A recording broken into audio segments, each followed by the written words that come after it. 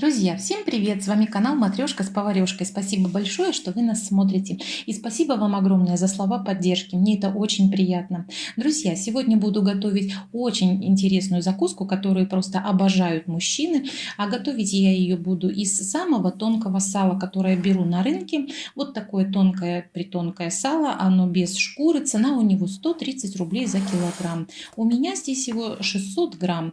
Нарезаю его такими кусочками, чтобы хорошо проходило в мясорубку. Пропускаю сало через среднюю решетку мясорубки. Добавляю 1 столовую ложку соли, без горки. И все это хорошенько перемешиваю.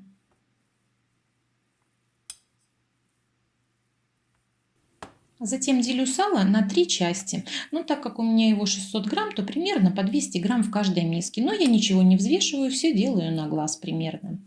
Затем буду делать в сало разные добавки. В одну миску я добавлю чеснок, пропущенный через пресс. Я беру 2 таких обычных зубчика. Во вторую миску я добавила паприку. Не знаю, сколько у меня здесь было, остатки высыпала.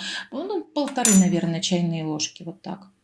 И в третью миску добавляю свежемолотый черный перец, ну буквально треть чайной ложки, вот чуть-чуть, и пучок укропа. Но укроп смотрите, чтобы не был мокрым.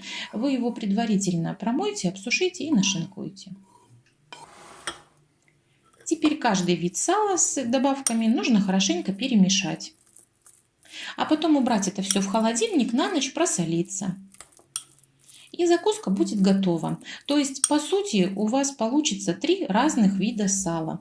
Ну, знаете, вот вдруг кто-то чеснок не любит, кто-то укроп не любит. То есть, добавляя вот разные специи и приправы, можно получать совершенно разные закуски. Но если вы, как и мы, за смешение разных вкусов, то я предлагаю более оригинальную подачу вот этого блюда. Я беру контейнер, так, чтобы вот все туда сало вошло, застилаю целлофаном. Выкладываю сначала какое-нибудь цветное сало, или красное, или с укропом зеленое. Распределяю равномерно. В середину кладу белое сало, то, которое с солью и с чесноком. Ну, вообще чередовать можно как угодно, но просто, мне кажется, так поэффектнее смотрится.